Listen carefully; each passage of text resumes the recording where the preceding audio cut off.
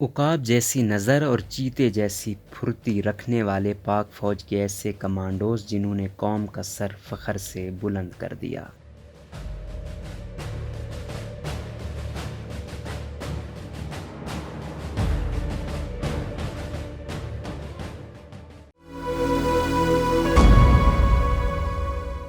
پاکستانی قوم اس حوالے سے خوش قسمت قوم ہے جس کو اللہ نے ایسی افواج سے نوازا ہے جن کا جگر شیر کا اور نظر عقاب جیسی ہے۔ ہمارے شیر دل جوان ملک کی سرحدوں پر بہادری سے اپنے ملک کے دفاع کے لیے صبح شام اپنی خدمات پیش کرتے ہیں اور ان کے پیش نظر صرف اور صرف شہادت کی مسند ہوتی ہے۔ پاک آرمی کے اندر سب سے اہم شعبہ ان کے کمانڈوز کا ہوتا ہے جن کا انتخاب بہت مشکل سے کیا جاتا ہے۔ یہ وہ بہادر اور قابل ترین لوگ ہوتے ہیں جن کو سخت ترین جانچ کے بعد منتخب کیا جاتا ہے۔ یہی وجہ ہے کہ اس وقت ملک بھر میں صرف 700 کمانڈوز موجود ہیں جو سخت ترین تربیت کے بعد اس گروپ کا حصہ بننے میں کامیاب ہو سکے۔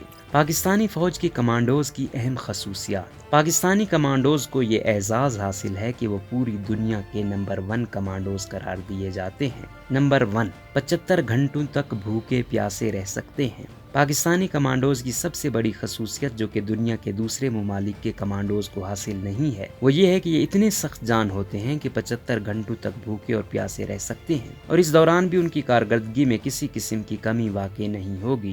نمبر 2، 28,000 فٹ کی بلندی سے فری فال۔ سخت ترین تربیت کے بعد ایک اور اہم خصوصیت جو پاکستانی کمانڈوز کو دنیا کے دوسرے تمام کمانڈوز سے ممتاز کرتی ہے وہ یہ ہے کہ یہ کمانڈوز 28,000 فٹ کی بلندی سے بھی پیراشوٹ لگا کر فری فال کر کے اپنے ٹارگٹ پر پہنچ سکتے ہیں۔ پاکستان کے نمایاں کمانڈوز۔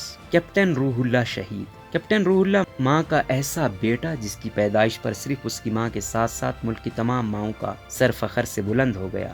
شب قدر کے علاقے میں پیدا ہونے والے اس جری کے والد اس کو ڈاکٹر بنانا چاہتے تھے مگر روح اللہ کو اللہ نے جس روح سے نوازا تھا وہ مسیحا بن کر زخموں پر مرہم رکھنے کے بجائے ملک کے دشمنوں کے ناپاک ارادوں کے سامنے سینہ سپر ہونے کے لیے بنی تھی۔ اس وجہ سے اس نے 2009 میں فوج میں شمولیت اختیار کر لی اور اپنی بہترین صلاحیتوں کے سبب کمانڈوز کے عہدے پر فائز ہو گئے۔ جب کوئی اپنے من پسند شعبے کا انتخاب کر لیتا ہے تو پھر اس کو آگے جانے سے کوئی نہیں روک سکتا۔ یہی معاملہ روح اللہ کے ساتھ بھی تھا، وہ چاہے آرمی پبلک کا محاذ ہو یا باچا خان یونیورسٹی پر دہشت گردوں کا بچھایا ہوا جال یا پھر کرسچن کالونی کے بے گناہوں کو بچانے کا معاملہ، وہ ہر جگہ فوج کے ہر اول دستے کے ساتھ موجود رہا۔ وہ مجاہد ہر جنگ کا غازی رہا۔ 28 ستمبر کو جب اس کی پوسٹنگ بلوچستان میں ہوئی تو اس نے اپنے گھر والوں کو یقین دلایا کہ دسمبر تک وہ چھٹیاں لے کر آ جائے گا تاکہ اس کے صحرے کے پھول کھلائے جا سکیں، مگر کسے معلوم تھا کہ اس کے صحرے کے پھول اس دنیا کی مٹی میں نہیں کھلنے، وہ تو جنت کو مہکانے کے لیے کھلنے تھے۔ کوئٹہ پولیس ٹریننگ سینٹر پر دہشت گردوں کے حملے کی خبر جب روح اللہ کو پہنچی تو وہ وقت ضائع کیے بغیر بہادری سے دہشت گردوں کے مقابلے کے لیے بڑھے اور ان کو جہنم واصل کرنے لگے، مگر ایک بزدل کے وار نے انہیں شدید زخمی کر دیا اور وہ زخموں کی تاب نہ لا کر شہادت کے مسند پر براجمان ہو گئے۔ انہیں فوج کی جانب سے ان کی خدمات کے اور ستارہ جرأت سے نوازا گیا۔